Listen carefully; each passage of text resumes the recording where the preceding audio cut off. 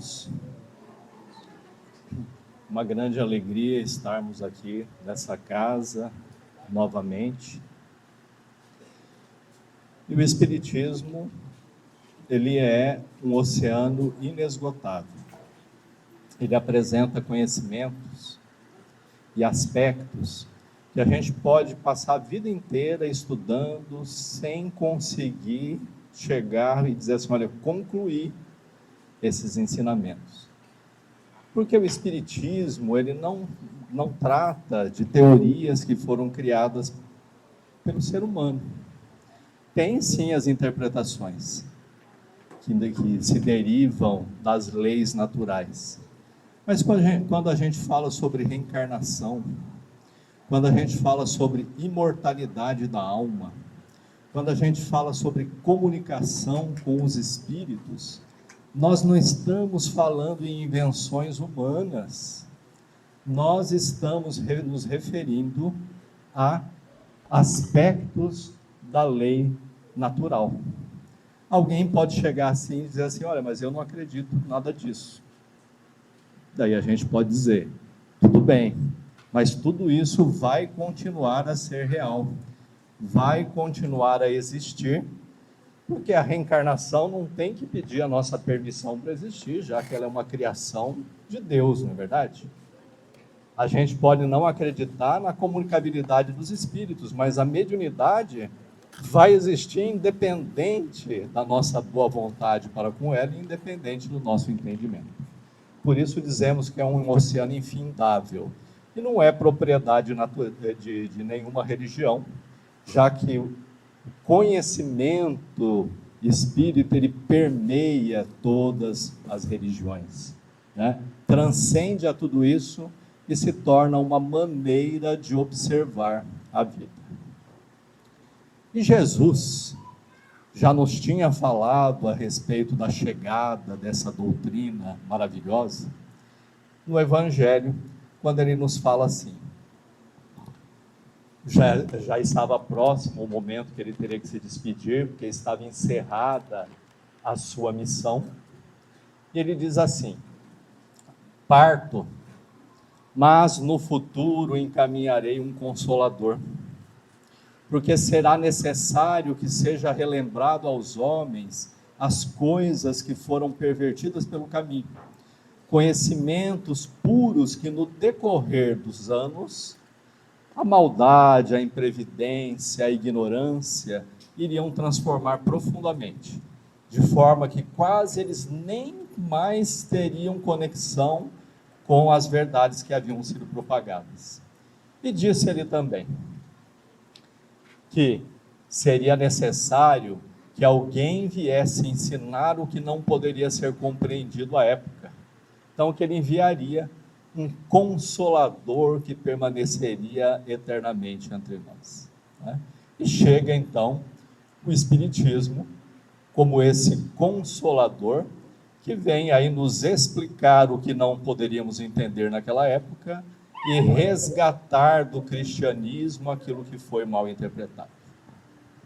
E uma das questões dentro da vida humana que gera para nós maior dificuldade de compreensão, está no centro das nossas preocupações, com certeza é o sofrimento, né? Todos nós passamos pelo sofrimento, em todas as classes sociais há sofrimento de diferentes partes, em todas as opções há sofrimento, porque dizem os espíritos, a Terra ainda, embora se encontre em fase de transição, é um mundo de provas e expiações. O que significa? A maior parte dos espíritos que se encontram aqui encarnados, diz Santo Agostinho, em O Evangelho segundo o Espiritismo, são almas que trazem erros fragorosos, que muitas vezes já habitaram planetas até superiores, de onde foram expulsos devido à sua renitência, à sua perseverança no mal, né? E são colocados na Terra, em sua grande parte, para que, nas condições dolorosas do nosso planeta, que são ocasionados tanto pelas questões naturais, observe, né, como o nosso planeta ainda é instável. Estamos vivendo recentemente uma nova tragédia que chama a atenção de todos, não é verdade? Mas são várias ocorrendo simultaneamente. Então, as tragédias naturais, mas uma fonte de sofrimento é a própria imperfeição humana. Estamos vivendo entre os homens. Nós somos fonte de sofrimento para as outras pessoas, pelas nossas imperfeições, assim como a imperfeição das outras pessoas também é fonte de sofrimento para nós. Então, eis aí o mundo de provas e expiações.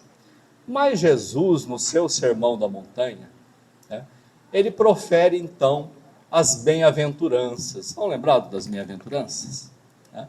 E para nós, cabe apenas nos relembrar uma dessas bem-aventuranças, onde Jesus nos fala assim: bem-aventurados os que sofrem, porque serão consolados. Numa outra versão, bem-aventurados aqueles que estão aflitos, porque receberão consolação. E no decorrer dos séculos, a gente se vem debatendo em relação a isso. Quer dizer, então, que todo mundo que sofre, quando chegar no mundo espiritual, vai ter encontrado ali uma condição superior? Né? Todo mundo que está aflito está realizando algum trabalho bom para si mesmo? E por que é que são bem-aventuradas essas pessoas?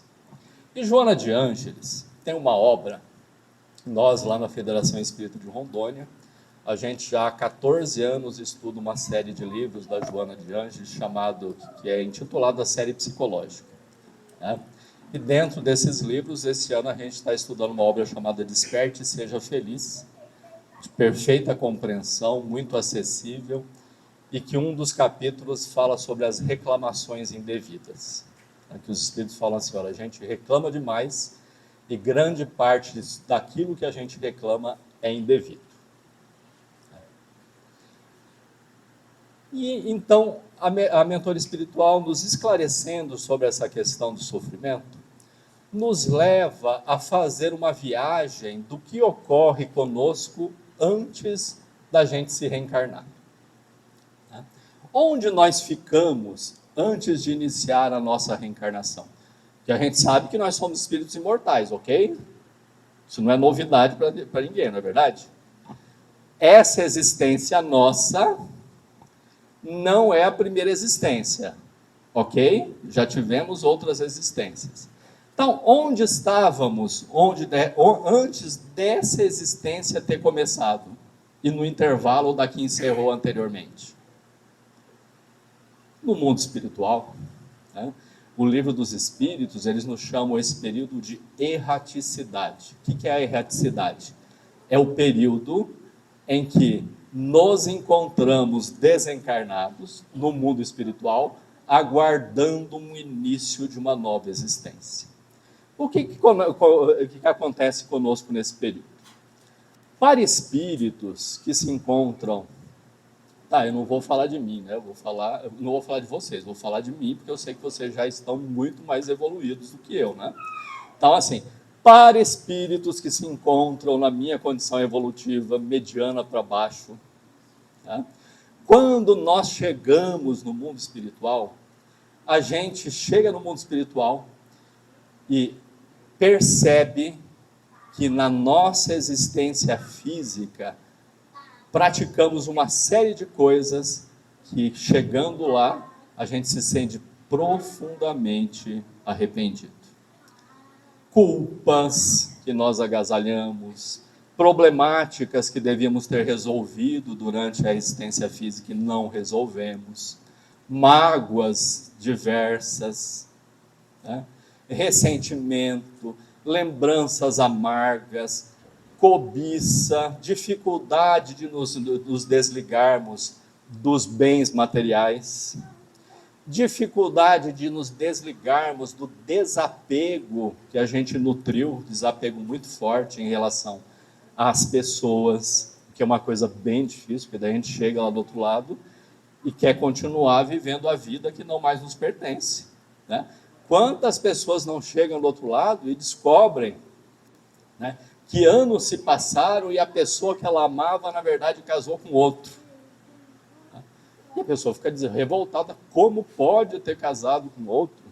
Né? Como pode? Então, tudo isso, lá no mundo espiritual, por conta da nossa imaturidade, nos causa um imenso sofrimento. E quando olhamos e vemos as oportunidades que tínhamos tido, né, e oportunidades que, se tivessem sido bem administradas, tivessem sido bem vividas, teria nos trazido grande aperfeiçoamento espiritual. Fariam com que a gente entesourasse as riquezas da paciência, da perseverança, da humildade. Então, quando chegamos do outro lado, adquirimos um estado de consciência mais lúcida. Porque o que acontece com a gente? Quando a gente está encarnado, a gente esquece de todas essas coisas e a gente é tão ardiloso que a gente é capaz, inclusive, de esconder da nossa própria consciência, fazendo com que ela adormeça as nossas coisas. Falar, não vou pensar nisso não, né? Vou guardar isso e depois eu resolvo. E vamos lá enterrando no nosso inconsciente questões que vão aflorar quando chegar o momento da desencarnação. Dá para entender isso? Então, quando a gente chega no mundo espiritual e a gente não tem uma folha corrida assim, apenas de bons serviços, traz muito arrependimentos, chegando lá, a gente é vítima de grande sofrimento. Pensem quando a gente, por exemplo, faz alguma injustiça e depois a gente guarda no nosso pensamento a lembrança daquela injustiça. Como a gente se sente? Não é uma coisa ruim, né? A sensação de ter sido injusto, a sensação de ter feito algo que nos envergonha. Então, chegando lá do outro lado, tirando essa veste que amortece as nossas lembranças espirituais, chegamos lá e nos vemos na condição daquele que observa e fala, meu Deus, então era isso que eu deveria ter feito? Por que eu não fiz? Então, aquela pessoa difícil era justamente aquela que eu precisava ter amado mais, porque tinha sido colocado no meu caminho, a meu pedido. Temos todas essas reflexões, então bate no nosso íntimo a sensação de que não temos paz espiritual e desejamos alcançá-la, porque daí nós percebemos, né, aquilo que é necessário fazer. E a espiritualidade, então, benevolente, nos tira das zonas de sofrimento onde nós encontramos e nos levam para os locais onde nós somos convidados a elaborar uma nova existência física. E começamos então a conversar com a espiritualidade. Olha, vamos então planejar, porque agora eu percebo o que eu devia ter feito. Percebo que eu preciso viver determinadas experiências para que eu me melhore, para que eu não sinta mais essa dor na alma que eu estou sentindo. Percebo agora que enquanto eu não me ajustar com fulano ou Bertrano, né, eu sempre vou guardar em mim essa sensação de que eu sou uma alma doente. Eu preciso me lembrar disso, aprendendo a amá-lo, né? Então, a espiritualidade nos acolhe com todo carinho e nos apresenta, então, um programa. Fala assim, Flávio, na outra realmente você deixou muito a desejar, né? Mas agora você já está percebendo o que é necessário fazer. O que você acha desse plano que nós estamos aprontando para você? Essa nova existência. E a gente, então, avaliza aquilo que está sendo preparado e compreende que será necessário passar por experiências que nos façam conviver com aqueles que nós odiamos. Porque o ódio é uma coisa terrível, gente. A mágoa é uma coisa terrível. Pensem, nós mesmos temos essa experiência. Quem é que consegue comer direito quando está magoado? Quem é que consegue dormir direito se guarda ressentimento? Não é verdade? Então estamos lá e falando, olha, eu percebo agora que eu preciso aprender a amar fulano, porque existência após existência, a gente vem se desentendendo e muitas vezes agravando a nossa situação. E nos propomos então a receber aquela pessoa complicada, muitas vezes na condição de marido, de esposa, de filho, que vai exigir muita paciência e muita dedicação. E dizemos para a espiritualidade nos fala assim, olha, vai ser difícil. Não, mas é isso que eu quero, porque é isso que vai resolver o meu problema. Identificamos que se a gente for muito saudável, é capaz que durante a existência física, muito obrigado, a gente venha a cair nas mesmas tentações do passado, né? Então a gente pede para a espiritualidade, olha, gostaria inclusive de nascer com uma determinada doença, que pode se manifestar desde a infância ou pode se manifestar depois, né? E fazemos então todo um planejamento e nos dispomos a passar pelas situações mais difíceis, porque sabemos que são essas situações que vão nos melhorar espiritualmente, porque o que nos falta é algo de espiritual, de moral, que nós ainda não alcançamos, e a gente sente necessidade disso para se sentir livre. Faz sentido? É? Então a gente escolhe uma porção de situações difíceis. Não é que todas as situações difíceis que a gente vai viver durante a nossa existência foi prevista anteriormente, mas aquelas que são as mais importantes, aquelas que se fazem a viga mestra da nossa existência, aquelas situações que geralmente são recorrentes, né? Fulano falou, olha, tal coisa acontece sempre no meu caminho, não sei porquê. Olha, então quer dizer que tem alguma coisa a ser aprendida ali, né? Ou então, eu sempre encontro tal tipo de pessoa na minha vida. Por que você está encontrando só esse tipo de pessoa? Ou então, fulano eu detesto, né? Eu tenho dificuldade de conviver, mas vira e mexe, me encontro com a pessoa de novo. Quero me afastar e não consigo, né? Quero dar um basta e não consigo. Então, a gente, né, são as responsabilidades que trazemos das existências passadas e que se ressurgem hoje para serem trabalhadas ou pioradas, e a gente vai ter que voltar de novo na próxima existência, né? Não tem como se livrar, gente. Pensem na pessoa que você mais detesta, mais você tem dificuldade. Pensou? É nessa que tem que ser o seu foco para aprender a amar. Porque senão a gente vai continuar vindo existência após existência para viver essa experiência, porque aquilo que não é aprendido, como na escola, precisa ser objeto de recuperação, né? A gente repete o ano para fazer a recuperação do ensino que não foi feito. Porém, olha como a espiritualidade é maravilhosa. A gente faz então todo esse planejamento, e lembrem-se, esse planejamento ele é feito em comum acordo com as outras pessoas que vai reencarnar conosco também, né? Então dá o maior trabalho reunir fulano e Bertano, a gente nem imagina.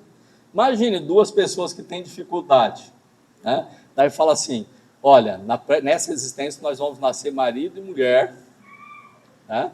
E a gente ainda vai dar possibilidade de renascimento para 3 inimigos do passado, né? Olha como isso é difícil. Todo mundo tem que aceitar o compromisso, tem que assinar o contrato, já imaginaram? Né? Porque ninguém renasce só pelo outro, todo mundo renasce em função um do outro. Então faz a reunião e apronta tudo. Mas a espiritualidade fala assim, Flávio, olha, se for assim na seca, né, assim, sem nenhum tipo de ajuda, você não vai conseguir. Nós conhecemos, né, como você é, né? Dureza, duro na queda. Então o que eles fazem? Olha, para reencarnar junto com você, nós vamos chamar também para te dar uma força, pais maravilhosos e atenciosos, tá? amores que você traz de outras existências, que vocês guardam assim grandes afinidades, e um está sempre interessado em ajudar o outro.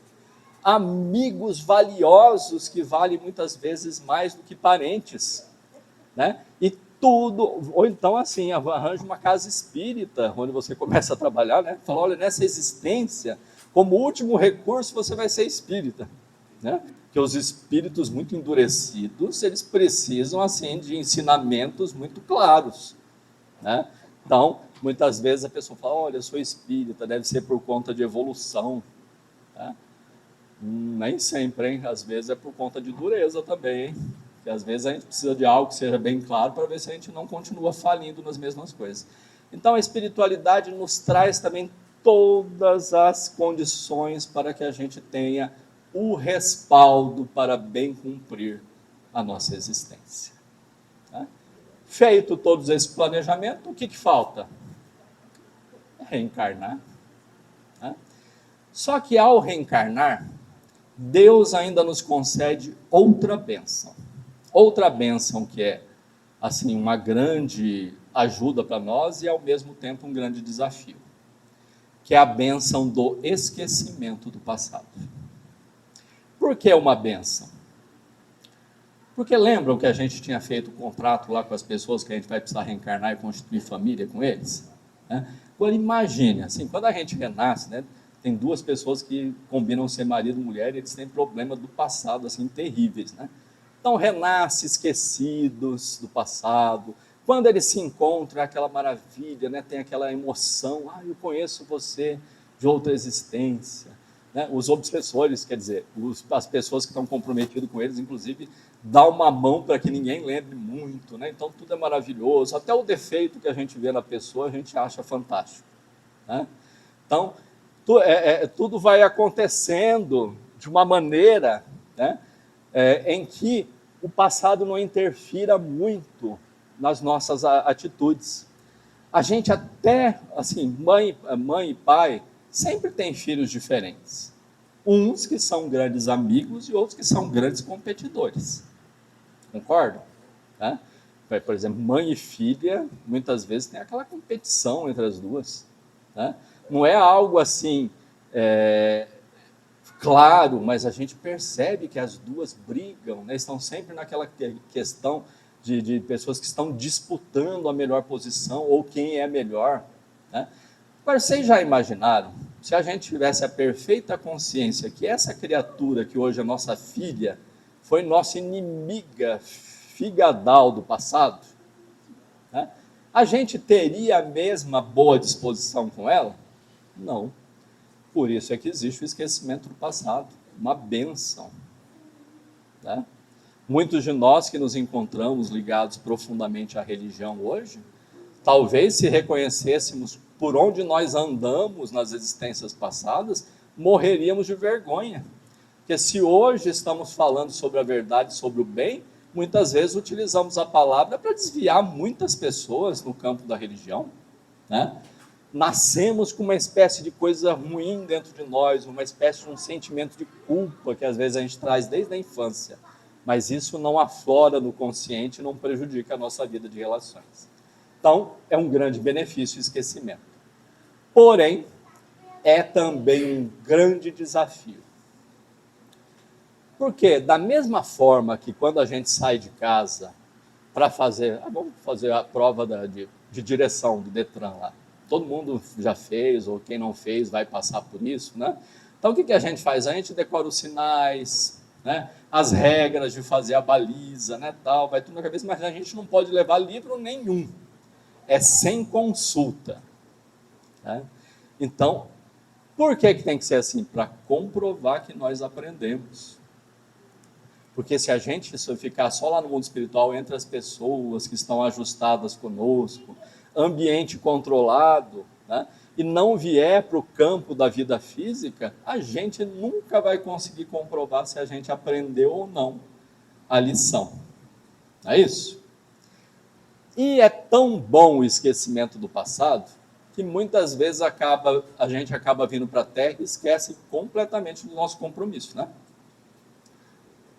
E é muito comum isso, a pessoa vem, Daí ela fala assim, olha, né, eu sempre quis ir no centro espírita, sempre me vem esse pensamento, lá no Casa Verde, eu tenho muita vontade de trabalhar, e até sonhei que era para mim ir lá trabalhar, né?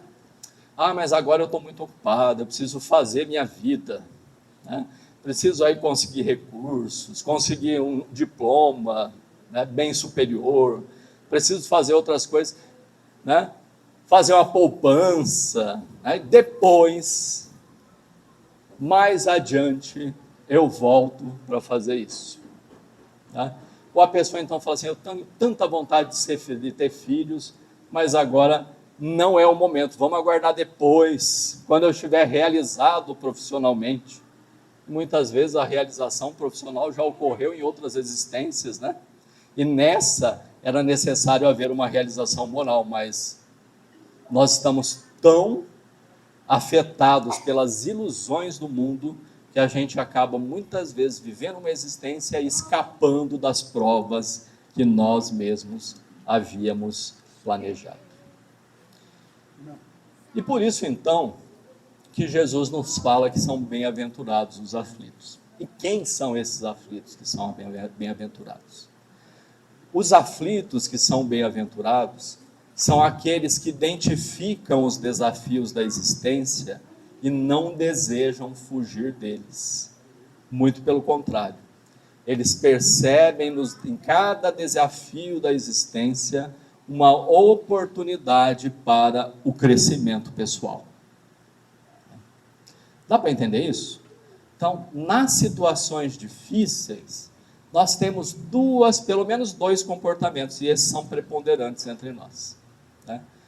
Uma parcela das pessoas mais despertas, diante dos desafios, identifica esse desafio e fala, opa, esse aqui, como está me exigindo muita paciência, como está me exigindo uma grande reflexão, esse é o que eu preciso para o meu crescimento pessoal.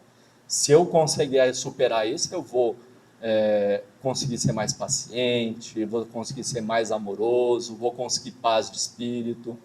E uma outra parte que, quando chega às provas, começa a reclamar imediatamente. Eu sei que vocês não gostam de reclamar, né? Mas dizem os espíritos que a reclamação é um dos piores vícios que a gente adquire. Por quê? A reclamação, primeiro, ela não resolve o problema, e segundo, ela costuma nos deixar escravizados ao problema. A gente reclama tanto, é tão rebelde, né, que a gente fica remoendo aquelas situações, culpando a Deus, culpando o próximo, culpando a má sorte, né, e ficamos perguntando, mas como, por que isso está acontecendo no nosso caminho? Por que apareceu a doença? Por que uma família tão difícil? Por que eu não estou na condição econômica que eu gostaria de estar? Por que, mesmo tendo muito dinheiro, eu sou infeliz? Por quê?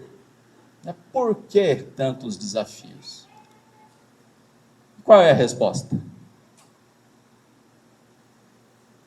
Porque nós pedimos, né? E por que nós pedimos? Para que a gente não termine novamente essa existência e chegue lá no mundo espiritual de novo, naquela condição de quem chega lá e fala assim, meu Deus, recebi tanta coisa, tantas oportunidades desperdiçadas, né? Estive até lá no Casa Verde, trabalhei lá, recebi palestra, né? Tudo parecia conspirar para que eu fizesse certo, e ainda assim chego aqui do lado sentindo uma angústia, né? Uma dor no coração, uma sensação de solidão. Então tenhamos cuidado com as nossas reclamações indevidas. Não existe ninguém que passe pela terra que possa se livrar das aflições. E mesmo as almas superiores, né? E dentre as almas superiores, nós tivemos um único espírito puro que encarnou na terra. Quem foi? Jesus.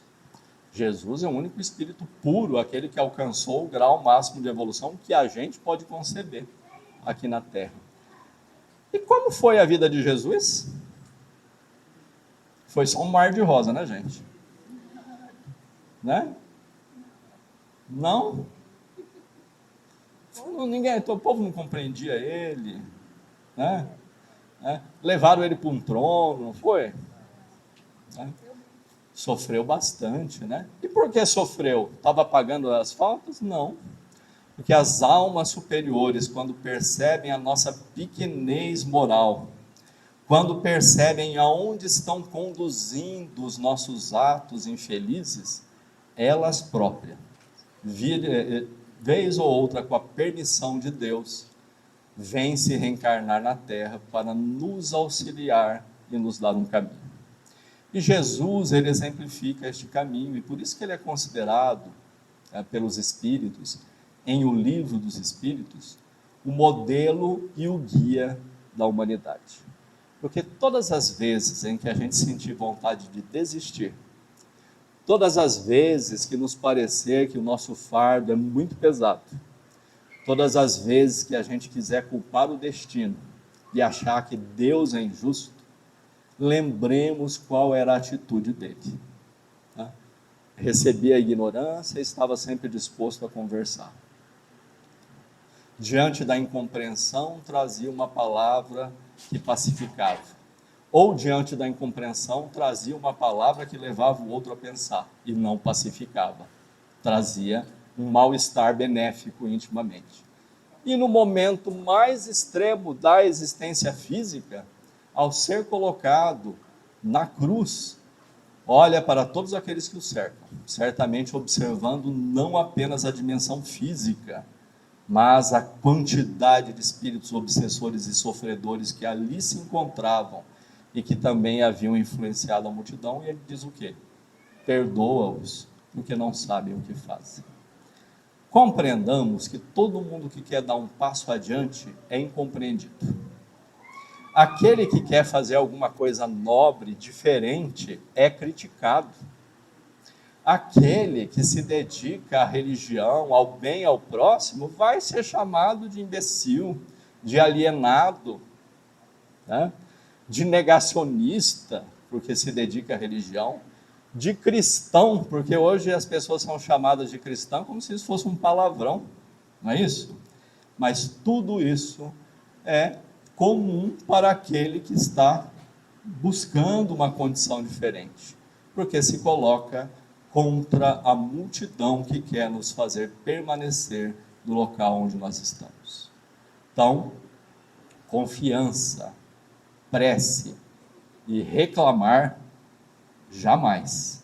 Sempre a boa luta, sempre a boa disposição de entender a situação, compreender, buscando sempre auxílio daqueles que estão ao nosso lado, aqui no plano físico e no mundo espiritual, dispostos a nos dar a força que nós necessitamos para passar essa existência física e chegarmos lá do outro lado com tranquilidade, né? Sem arrependimentos e sem tempo perdido por causa das reclamações.